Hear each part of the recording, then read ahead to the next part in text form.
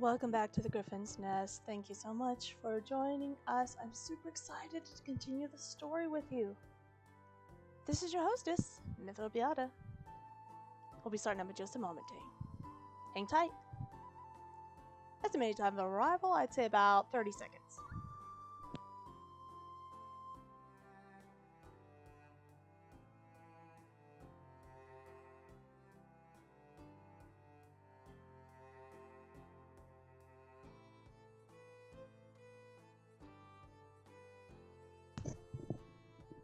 How was that? Is that less than 30 seconds? Also, I had to get a little bit situated. Make sure that Rocky's all good to go and the door is shut, so I'm not waking Shady up. And I'm ready to start this up. Are you? Let's do this. And once again, as of last night, just like last night, we have a little bit of Fireface hanging out with us. Hey girl, looking for those pets. Aww. And this time we're prepared with a brush. She'll be passive. So, remember to always brush your kitties and take time to enjoy your pups while they're here. And Rocky seems to be just, a little bit more focused on chillaxing right now. And here I am, extra life shirt at the ready. Got little timer spinny. You might recognize this from the Harry Potter series with the time spinner. I'm not gonna spin it so many times. Whee! I spun it once. It just kept on spinning around on its own. I think fitting for this part of the story. So let's go back in time and see what happens next to our heroes. If you were here last night or you read the story and seen the movie for yourself, you may recall that our heroes, Travis, Poppy, Isabella, and Katie, had sets off to the Winter Island. They found the Moonstone successfully, but it wasn't long after they arrived and found it that they were notified by the eldest Sanderson sisters' book, Winifred, that they found it. They got it. Alright. In the meantime, the Sanderson sisters, we are wholeheartedly believing, or at least I am, that they were hanging out in the very house that Dennison lives in. Poppy and her family. The description fits it. Kind of funny, really. And I almost thought to myself last night, you would think that they would recognize that house from before and remember it. But that was Max Dennison's house. I was thinking of that they had intruded in the first movie/book. Not Allison's family's house. Very different. Alright, so we're picking up the next story. If you are following along in the book, page 425 for Eternal Life Potion 2.0. And here we have this glorious picture of a potion bottle and, honestly, I see two women with long hair in it, with cobwebs. But we have to read to see what the actual ingredients are. I'm just telling you what I see. And the legs splinter off into, lots of little limbs, like roots. Kind of remind me of mandrakes, I guess. Or I guess in this case, woman drakes. Okay. Well, I would say I sealed myself out, but we wouldn't have a stream if I did that. Now would we? Alright. Oh, a little fun thing you can't really see for yourself, but I have put a little Pokemon sticker atop the lighting of the camera so that I can focus on the Eevee a little bit more in the eyes and have a better idea, even when the light is shining, of where you are. So hopefully I'm looking right at you. Because Eevee's looking right at me. It is magnificent weather today, bright and shiny, a little chilly, but not unbearable by any means. I'm grateful for that. My plants are already looking relieved and waking up to absorb the sunlight and continue their growth. Alright, that's a good pronunciation and accent practice for now. Let's get into the story, shall we? Here we go. Eternal Life Potion 2.0. My wrists are tied behind my back with bits of cloth that Winifred made a Sarah rip from her dress. And as we've flown over Salem, I let my head loll back to avoid looking at the ground. Talk about a broom with a view. I see Winifred's wild hair arching past a black drop of stars and wispy clouds. They have the spell book and the blood moonstone. We failed my family, and let so many others down. I catch a glimpse of Travis hanging from Sarah's Roomba, and Katie clinging to Mary's Swiffer. They're both awake enough to hold on for dear life, though I notice Travis's hands are bound with the scarf he's wearing earlier, and there's a good amount of dried blood caked on Katie's temple, most likely from the car crash. I think of Isabella, who vanished into the woods, and feel a stab of hope. Has she gone to find Elizabeth Binks and Emily to ask for help? What a scrappy rescue party they would make. 3 ghosts and a Boston Terrier dragging a wagon full of graveyard dirt. But it could only be the only chance we've got before the witches bring back Mother and Master, and God knows who else, in exchange for more innocent people. And what'll become of my friends, my family, me? I just hope Isabella is okay, wherever she is. The sky seems lighter than an hour ago, and I wonder how far off dawn is.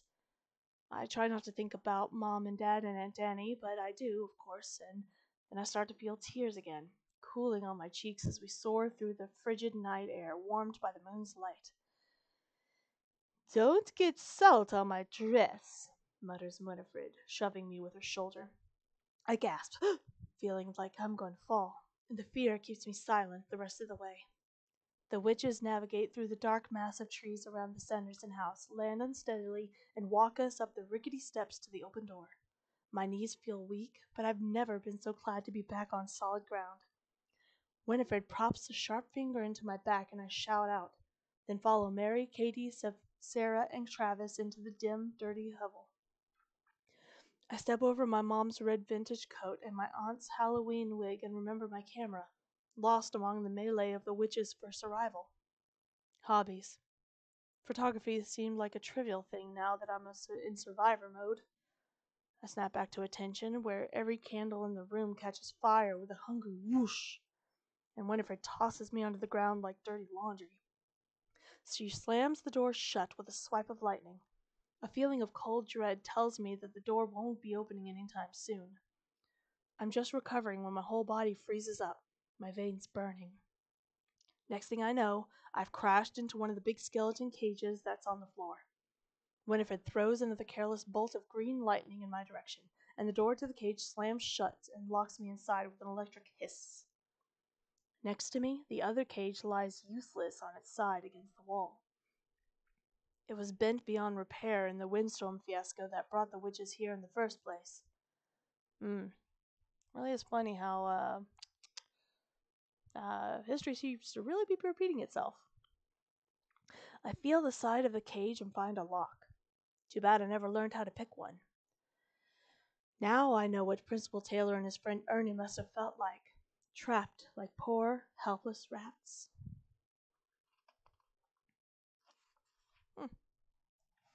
Across the room, Sarah is tickling Travis and giggling as he thrashes and kicks at her. Mary pushes Katie into a straight-backed chair and ties her wrists to its wooden arms. "You smell like roses," Mary says, nose wrinkling. In a good way or in a bad way? "It's called soap," Katie says through gritted teeth. "I can tell you'd never heard of it." "Soap?" says Mary. "I love soap. Tomato soap, bat and barley soap. Oh, and children noodle soap." Wow. Katie strains away from Mary's face, groaning. Ugh. Winifred crunches her spell book into her chest like a favorite child. "My book? Oh, how I've missed you so, my darling."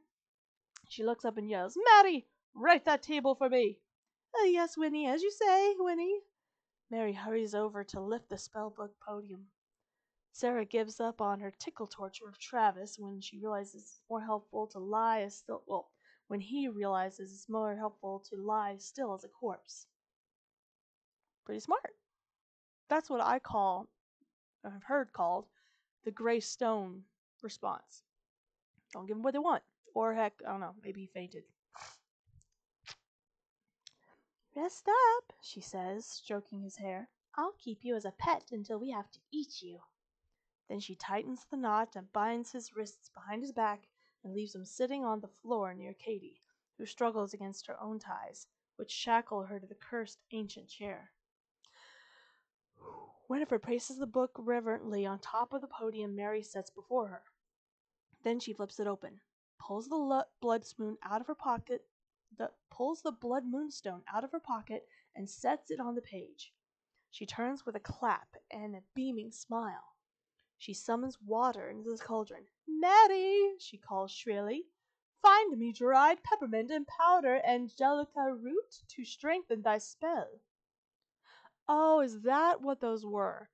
Powdered angelica root and dried peppermint. Huh.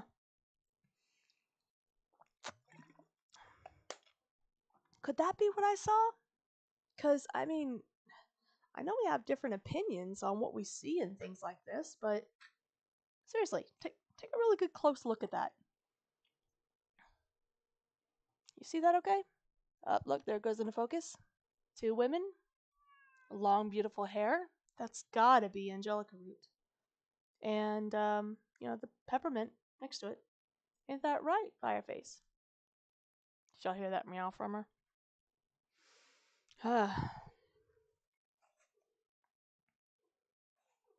Up, back to the page. As Mary heads towards Winifred, Katie sticks her foot out to trip her. It's sneaky and savage, and I kind of love it. The witch catches herself, but just barely. She gives Katie a dark look, and Sarah joins her sister's side to glare, but Katie just stares back with equal venom. Oh, I'm loving her ferocity. I'm with Poppy on that one. I should have known that if the Sanderson sisters had one match in Salem, they'd definitely find it in Katie Taylor. Travis leans against Katie's chair, his head resting on the arm. He looks at me. At first, his face is so hopeless and forlorn, I feel like my heart is going to break, if it hasn't already. He quirks an eyebrow at me the way he did in He quirks an eyebrow at me in the way he did in AP US History when I told him I'd be okay at the front of the room. Okay? I remember that at the beginning of the story. US History. I think the class title pretty much explains itself. But I remember taking it back in high school myself. Don't remember if it was an AP class. Let's get back to it. I gave him a sob of a laugh. How is it possible that was just this morning? It's been the longest day of my life. And the longest 4 months of ours. 2 months. And if I can't save Isabella and my parents and Aunt Danny and all of Salem and the world, it's going to become one permanent nightmare. My thoughts are slowly starting to piece themselves back together, and as they do, my body finds the wherewithal to respond to my brain. The end hasn't come, not yet. There's still time to do something. But what? I sit up a little, leaning against the metal bars of my cage. I have my phone in my pocket. What good could that do? And the key ring with the 2 rusty keys. I managed to fish them out of my pocket, but Sarah pries them out of my hands and waves them. Winnie, she has these! She exclaims. Winifred dismisses her with a wave, and Sarah tucks the keys in the loft for safekeeping. She's like a freaking magpie. Even if those keys didn't find this lock, I'm all out of fresh ideas. I glared at Winifred. How can you live with yourselves? I ask. Oh, just fine, thank you, she says primly. She adds a milky liquid to the cauldron, then, glancing furtively at Mary, takes a swig straight from the bottle. Maybe if you weren't so horrible, you wouldn't have been killed in the first place, I tell her. Yes, says Winifred without bothering to look at me. That worked out so well for my dear, pure-of-heart sister Elizabeth. She died, she died, Sarah says helpfully, pausing mid-pirouette. Mary picks through the scattered trash, blowing flakes of dust and glass from salvaged herbs as she collects them. She finds a few unbroken bottles and tastes the contents, occasionally wrinkling her nose. I jump at the touch of something wet against my wrists, but then I hear a familiar voice whisper, "Shh, Isabella." Relief washes over me. I scoot slowly to the side to give Isabella a better angle for hiding. She nibbles delicately on my fabric restraints, careful to avoid nipping my skin. I wondered where she was, but I'm not surprised that she found her way back. I mean, even though she got a head start. I don't know. I'd have to look at the map to see how far apart it is from the cottage. Anyway, thankfully the witches don't seem to notice. Winifred and Mary bustle around the cauldron, filling it up and stoking the fire to make the contents boil quicker. "I've never been happier to see you," I whisper to Isabella. She pauses and looks up at me with her round dark eyes, her head tilted at a 45-degree angle. From a dog, it's almost comical, but I've studied her face enough to see past the dog's body she's trapped in. The look Isabella, the real Isabella, is giving me a never-before-happier to see you too look. Isabella looks back at the cluster of witches and ducks farther behind me. Her teeth get back to work on my binds, this time with more tugging and desperation. "Thou hast got much to say now, hast thou?" She likes to say thou a lot, doesn't she? Some things will probably never change. Winifred asks, casting her eyes in my direction. No, because dogs got my restraints.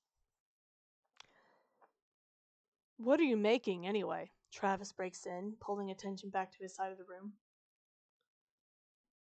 We are planning to boil a delectable and fortifying brew," explains Winifred, rolling her R's once more. Knew it. "Oh, should we add rabbit ears and newt livers?" asks Mary. "It need not be that delectable, Mary."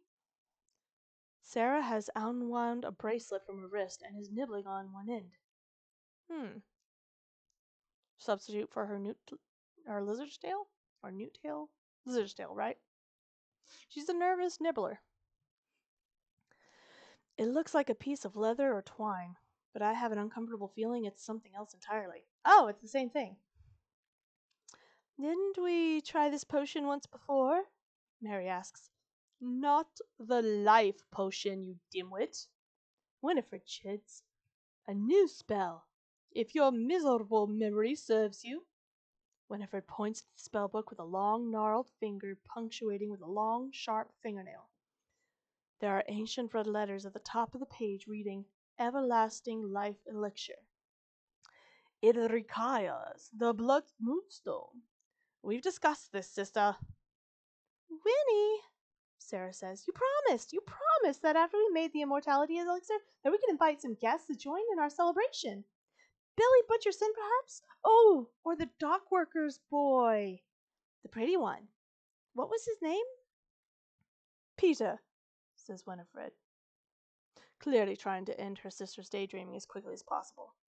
"Peter," repeats Sarah with a happy sigh.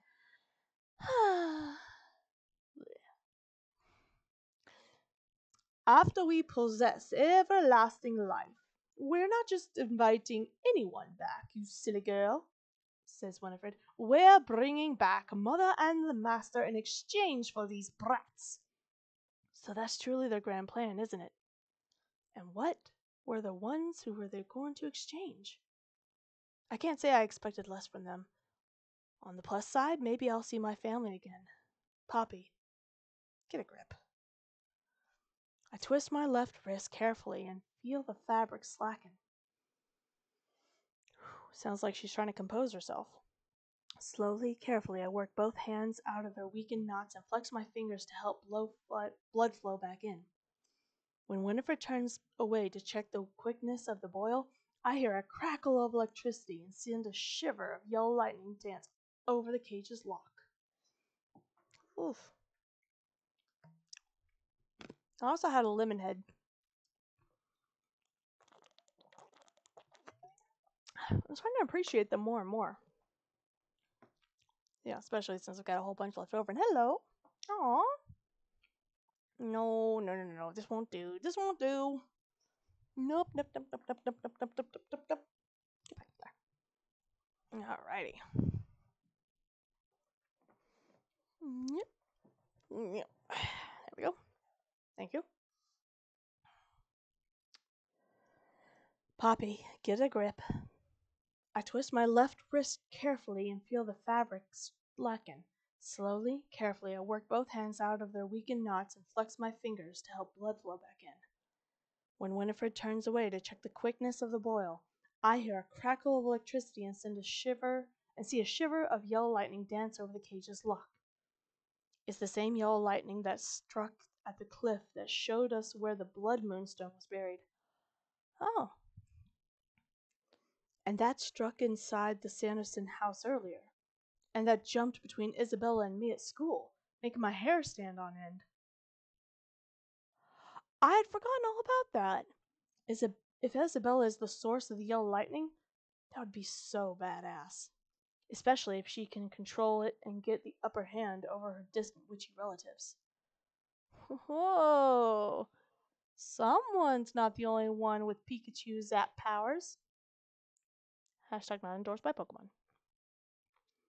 The lock gives way with a soft click, and the door slides open by a centimeter or two.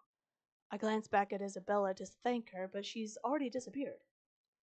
I look back at the unlocked cage door, contemplating how to play out my escape without getting quickly caught. Think.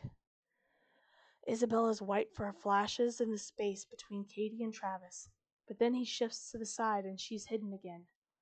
I'm holding my breath as I watch. Please don't get caught. You know, says Winifred then, as I see Travis's body stiffen, maybe you're right, dear Sarah. Maybe I dismissed you too quickly. Oh? Sarah says, turning and beaming. Then her voice comes out flat and perplexed. Right about what? Off to her side, Mary looks downright miffed. About having just any old guests at dinner. A conniving glow comes over Winifred's face, and it gives me the chills. I think I know where this is going. What good is to rule without others who will be jealous of our triumphs? Who else dost thou think might turn positively emerald within these sisters? Sarah bounces on her heels, clapping. Peter! Well, yes, probably, says Winifred, but no. Sarah deflates. Oh, what about Gwenilda Arden or Mathilda Picardi? Oh, shoot. I'm sorry, I was anticipating that to be Mary asking. What about Gwenilda Arden or Mathilda Picardi? Winifred asks, turning to her. Or Isolde Fitzroy or Frances Harvey? But those are all witches, says Mary. Yes, says Winifred, turning to her now. Precisely. But Winnie, Sarah pleads, coming over and taking her elder by the arm, witches are terrible dinner guests. They try to show off and steal all your turtle teeth. Yes, they do, don't they? Said Winifred. But our dearly descended niece has given me great inspiration. First things first, our eternal life potion is almost complete, and we shall finally live forever. Are you sure, Winnie? Asks Mary. That's an awful long time. Silence! We've had plenty of time to form this plan, and we're sticking to it. Now, all that's left is gathering souls ripe for the exchange, says Winifred. How many souls can we bring back? Asks Sarah, delighted. There are 373 witches on the other side. 373. Remember that, folks. It's going to be on the test, replies Winifred. How many mortals would we need? Asks Sarah, counting on her long fingers.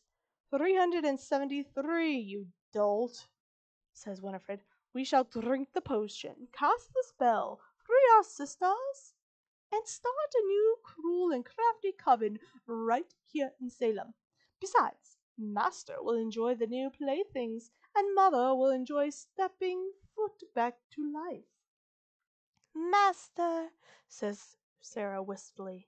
Yes, Winifred says, as if warming to her own plan. She starts to stir the cauldron and sing softly under her breath, "Everlasting life will be ours. No more blemishes nor scars. We'll be young and beautiful." Sarah and Mary chorus, "Young and beautiful. No more tricks nor daft delay," sings Winifred. We're here to stay." I smell a musical coming on. Or I see a musical coming on. A snake of red smoke glances out of the brew, then dissipates. The cauldron simmers, and the blood-red mist churns across its thickly bubbling contents. Winifred hands the ladle to Mary, who continues to stir the cauldron. Winifred pulls a knobby bone-hilted dagger from her robes, dips it into the cauldron, and licks the blade. "Tasty!" she exclaims. Winifred then consults her spellbook. "Ah, the trusty everlasting life elixir. Let's see."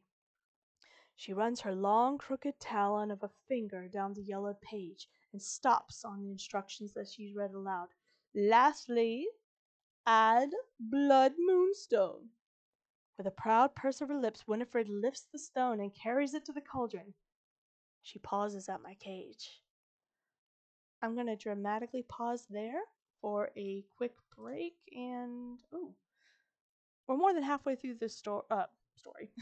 We're more than halfway through the story, yes. We're more than halfway through the chapter, but hang tight just a couple minutes. We'll be back right after this ad break. And yeah. If you are hanging out and chatting and lurking, feel free to answer this pop question for some extra feathers that you can use towards prizes for the stream. See you in just a moment.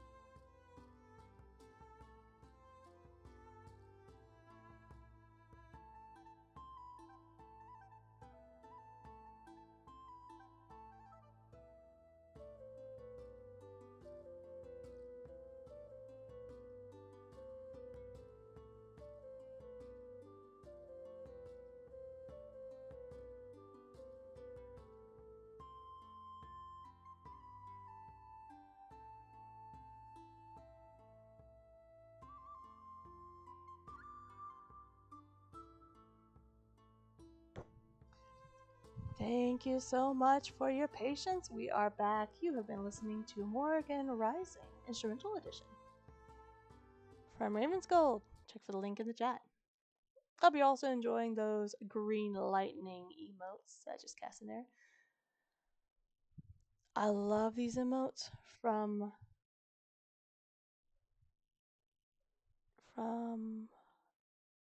my goodness, Tyler Lives Music. I got a little distracted because Fireface is over here leaning up against my mouse, and it's taking me everything in my power one-handed to kind of kindly push her out of the way.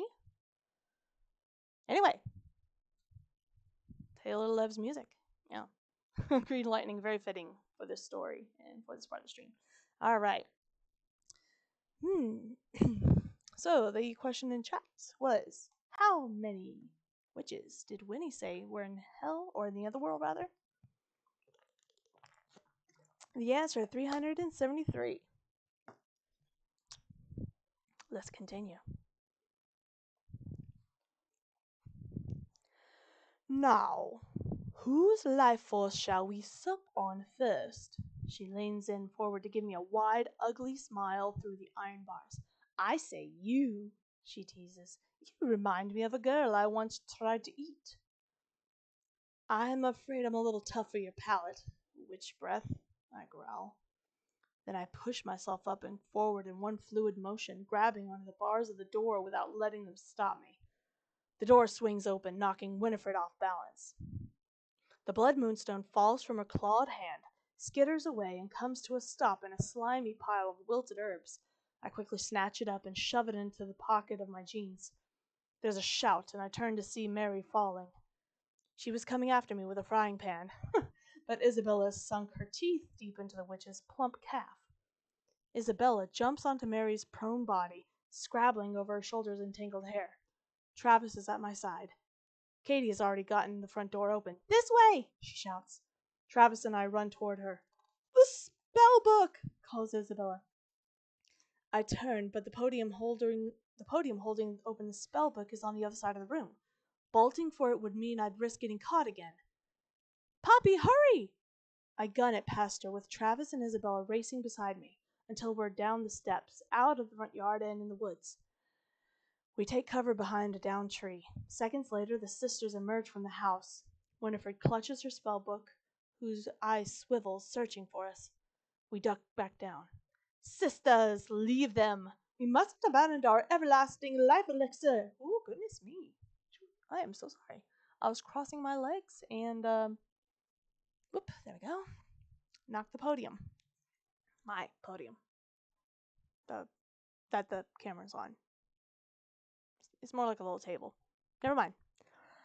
Sisters, leave them! We mustn't abandon our everlasting life elixir! I hear Winifred instruct her sisters. Besides, we'll get the stone back soon, with a little help.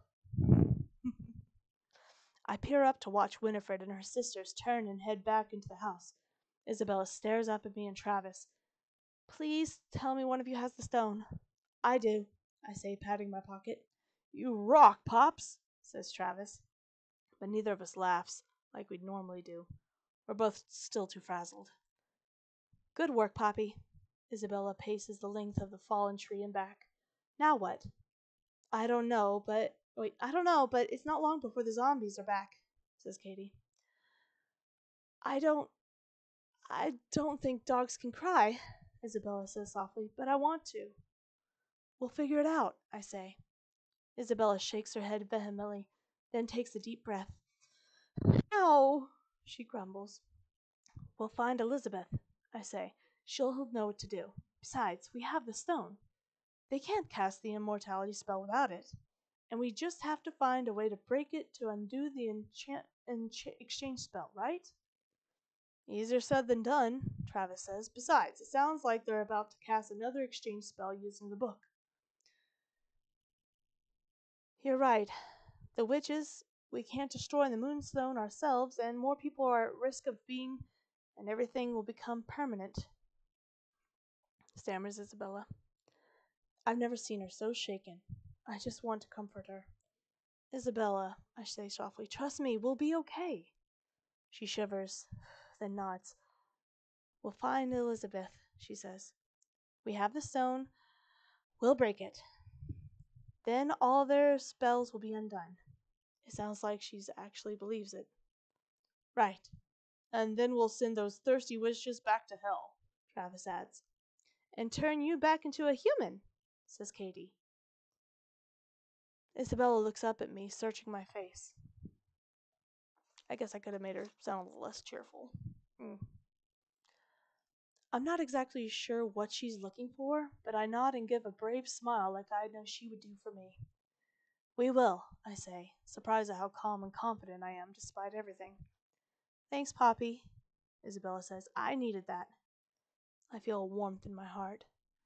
Travis and Katie are both watching us. Any time, I tell Isabella, surprised at how tender I sound. Yeah, she says. She sounds a little more confident this time. We didn't get this far without each other.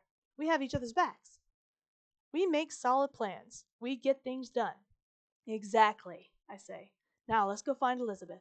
We need her advice. Why they didn't ask about it in the first place, I'm not sure. Isabella turns and hurries down the trunk of the tree, leaping over the roots and into a deep pile of leaves. She shakes them off, and we follow her through the woods to the road, then across it to the graveyard, dodging from shadow to shadow so that not prowling zombie teens or flying witches can spot us. As I'm quietly closing the gate behind us, Katie leans in. I'm not good at this, she says, but I'm sorry. Again. What? I ask. I really want you to know that I am so sorry for being a total witch to you. You didn't deserve it. I never want to be a mean girl again. That is, if I get a chance to live long enough to redeem myself. Isabella is far ahead already, lopping up the hill toward the chapel, with Travis not far behind. The truth is, I think I was just jealous that you and Bella started hanging out, and she kinda ditched me. It hurt, to be honest. She runs a hand through her hair. We follow the others to the clearing. And then when I overheard you telling her about the Sanderson story, that was my chance to be a total mean girl.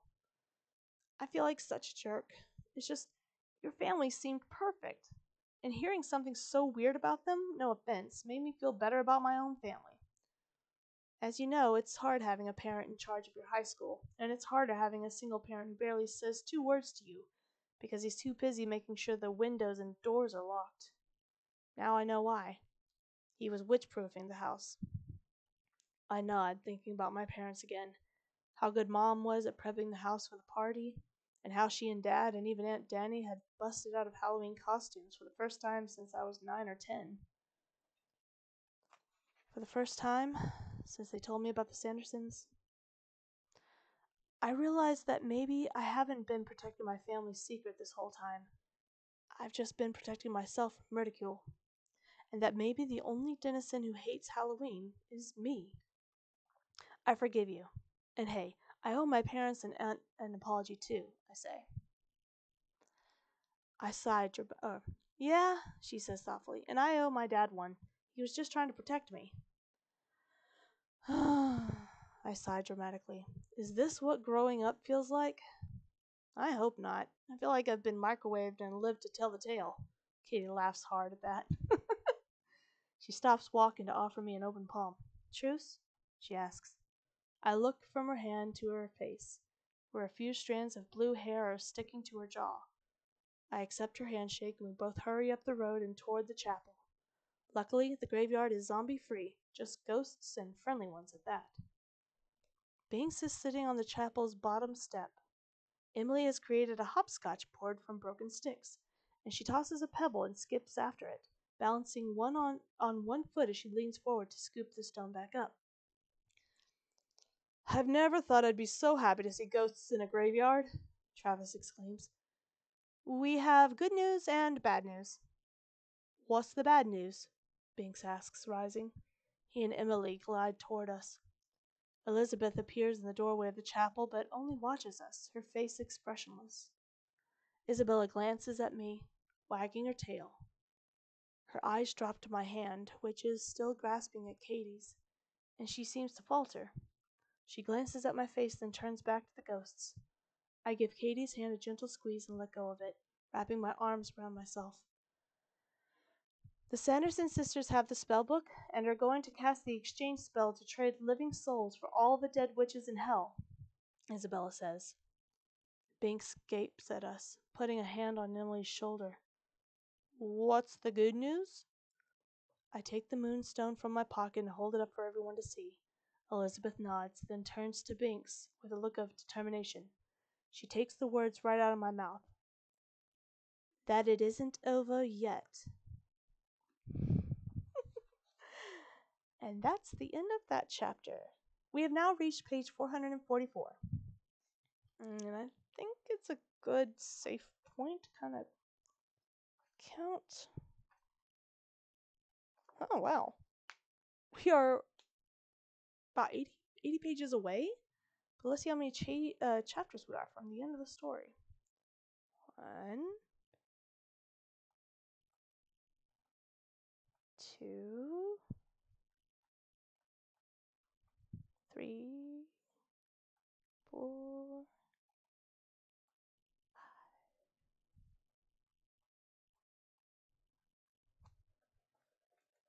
6 chapters away. 6 or 7.